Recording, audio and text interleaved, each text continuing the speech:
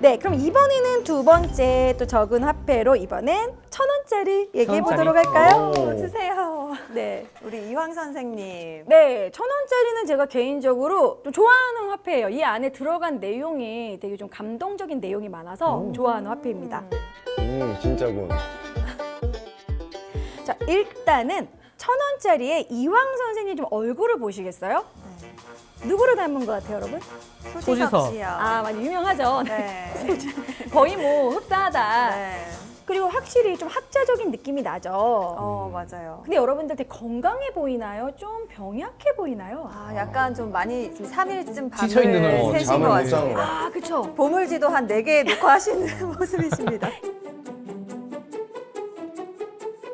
실제로 이 이황의 초상화에서 볼 수 있듯이 이황은 아주 힘든 삶을 살았다고 합니다. 실제로 이황은요, 태어나자마자 생후 7개월에 아버지를 잃게 됩니다. 아이고. 집안이 좀 어려웠다고 해요. 그래서 되게 어렵게 공부를 했다고 합니다. 그래서 이황은 동네 이제 노인에게 6살 때 천자문을 배우고 와. 그리고 나서 이제 12살에 작은 아버지를 통해서 그 다음에 논어를 배웠다고 해요. 근데 논어도 어렵거든요. 홈스쿨링으로. 그렇죠. 홈스쿨링으로 이제 공부를 네. 했죠. 그뿐만이 아니라 19살에 성리학의 그런 이론을 집대성한 성리대전을 배우면서 이제 성리학에 대해서 이제 어느 정도 파악을 했다고 합니다. 역시 성리학의 아버지. 맞아요. 독학을 주로 했다라는 거예요. 자, 거기다가 이제 이 이황이 20살 때 주역이라는 성리학에 빠져서 너무 공부에 몰두한 나머지 식음을 전폐하고 거의 2, 3일을 잠도 자지 않으면서 공부를 했는데 이때 공부를 너무 열심히 한 나머지 병을 얻고 그게 평생을 갔다고 합니다. 근데 여러분 좀 공감이 가시나요? 아니요. 혹시 공부하면서 식음을 전폐하신 적 있나요? 아유, 밥은 먹어야지. 저는 밥을 먹느라 공부를 전폐한 적은 있지만 반대로 한 적은 한 번도 없는 것 같습니다. 자, 이렇게 이황은 정말 이렇게 식음을 전폐하고 너무 열심히 공부하다 보니까 이러한 유약한 삶, 병약한 삶의 모습이 얼굴에서 나타납니다. 그래서 학자적인 면모를 볼 수가 있죠.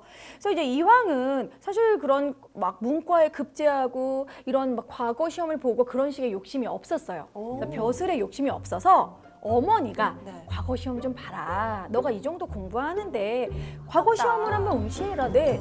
근데 사실 몇 번에 붙었을까요? 아니 이 정도면은 그냥 바로 한 번만에 장원급제 했을 것 네. 같은데요? 왠지 한 번에 붙었을 것 같죠? 네. 오케이, 삼수. 삼수 맞습니다. 저도 교사 삼수예요.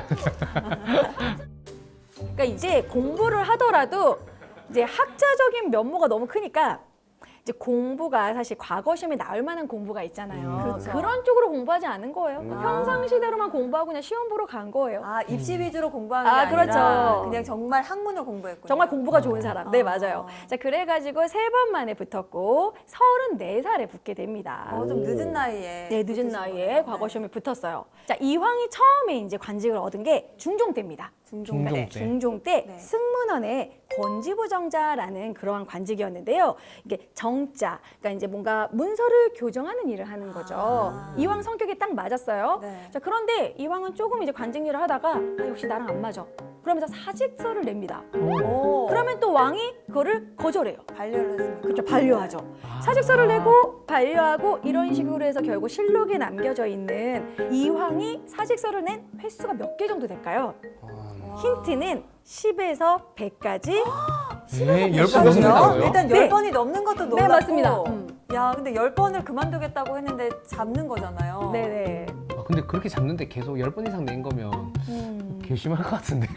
자, 그 정도 되면 진심하기 진짜입니다. 싫은 거죠. 네. 한 40번? 업입니다. 오. 70인. 맞습니다. 아니 70번을 역시. 사직서를 냈다고요? 네. 그러니까 70번이 기록에 그 실록에 기록된 공식 기록만 70번이고요. 비공식 기록까지 90번이라고 합니다. 아, 말까지. 아니, 나 그 그만둘 거야. 어. 그 안 돼. 정도면 중종님께서 네. 임금님께서 놔주실 법도 한데 그러니까요. 네, 많이 집착하셨나 봐요. 집착이다, 집착. 이 아무래도 정도면 이제 집착이네. 이황의 이런 학자적인 면모와 너무 일을 잘하니까 인재를 잃을 수 없다 뭐 그런 마음도 있었고 그래서 이황은 차라리 이제 조정의 그런 중요 관직은 잊지 않고 괜히 이제 지방으로 돌고 막 그런 식으로 하면서 막 사직서를 또 내고 반려하고 이런 식의 줄다리기가 이황이 죽기 전까지 계속됐다고 해요. 우리는 사실상 내면 바로 접수될 것 같은데. 땡큐. 잘 가. 절대 꺼내지 않죠. 절대 꺼내지 않죠.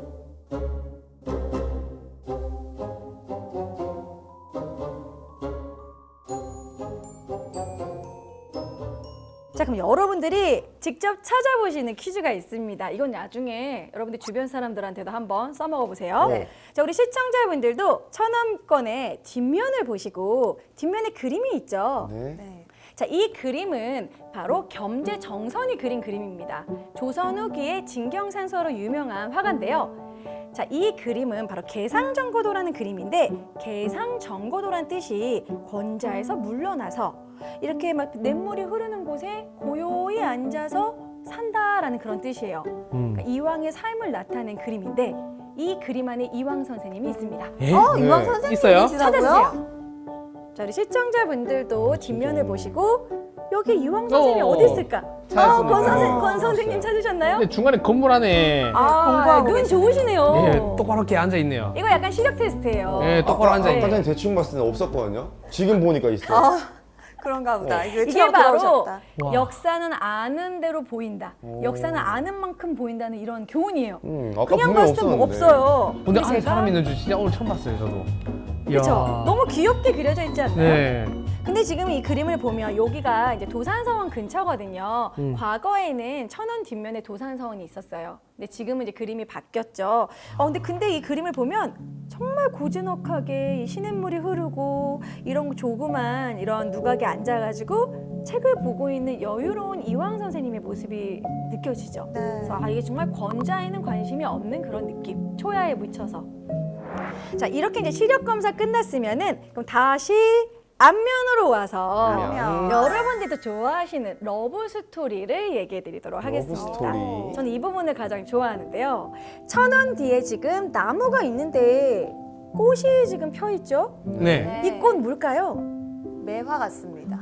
어떻게 아셨죠? 매화? 이황 선생님 하면 늘 매화가 따라오더라고요. 맞아요. 근데 이황 선생님의 이 매화 사랑은 워낙 유명합니다. 근데 이 매화를 왜 사랑하게 됐는지 그 이야기를 또 러브 스토리가 또 숨어져 있는데요.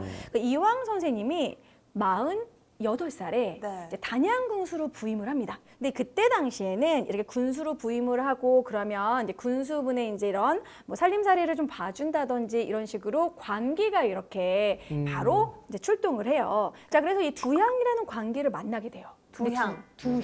저는 네. 향원입니다. 오, 향자 돌림. 향원. 두향이라는 이름의 그 관기를 만나게 되는데 그때 당시 두향의 나이가 18이었어요. 18. 아, 너무 어리죠. 양랑 48에 30살 차이인데요. 48에 18. 그 20살 차이가 나기 좋게 때문에. 봤는데. 정말. 자, 그치만 먼저 이황 선생님이 다가간 건 아니었습니다. 네. 다행히. 네. 두향이 먼저 이황 선생님을 흠모했다고 해요. 자, 그렇지만 이황 선생님은 너무 나이가 차이가 많이 나니까 계속 거절을 했죠. 그런데 두향이 시도 잘 짓고 글짓기와 가야금에 능한 예인이었기 때문에 똑똑했네요. 어느 순간 서로 시를 주고받으면서 마음의 문을 열고 시로 이렇게 애정을 나눴다고 합니다. 자, 그때 당시의 사랑은 우리가 생각하는 것보다 훨씬 더 플라토닉적인 이제 그쵸. 펜팔 하듯이. 맞아요. 네, 그렇게 이제 시를 주고받으면서 옛날 사람들은 아주 경치가 좋은 곳에 가가지고 시를 이제 지으면 그것에 대해서 화답하고 그런 식으로 연애를 했다고 해요. 단양 팔경을 지나다니면서 그때 이황과 두향이 돌아다니면서 단양 팔경의 이름을 지었다라고 또 그렇게 전해져 있습니다. 네. 자, 근데 이 사랑이 오래가지 못했어요. 9개월 만에 다시 단양에서 풍계군수로 옮겨가게 되는 거예요. 어머. 아, 근무지가 네, 바뀐 거네요. 근무지가 이제 이동하게 됩니다. 장거리 해야 돼요? 네. 근데 그때 당시에는 이제 가기도 힘들고 장거리 연애 너무 힘들었었나 봐요. 네. 롱디는 안 됐나 롱디 봐요. 안 됐구나. 네. 네. 자, 그래서 이제 이황이 이제 두향에게 이제 헤어져야 된다. 그렇게 얘기를 했더니 이제 두향이 매화 화분을 주면서 이별의 정표로 보냈다고 해요. 오. 네. 그리고 나서 이황 선생님이 떠나고 나서는 두향은 관기를 그만뒀다고 합니다. 그만두고 이황 선생님을 마음에 품고 평생을 살겠다. 이듬해 봄에 이 강선대가 내려다 보이는 기슭에다가 작은 초막을 짓고 평생 혼자 살았다고 해요. 그게 지금으로는 어느 지역 쪽인가요? 단양지병. 단양에. 네, 그래서 단양에 가면은 뭐 이황과 두양의 사랑 뭐 이런 게 공원도 막 있고요. 그렇게 좀 되어 있어요. 그런데 여기서 끝이 아닙니다.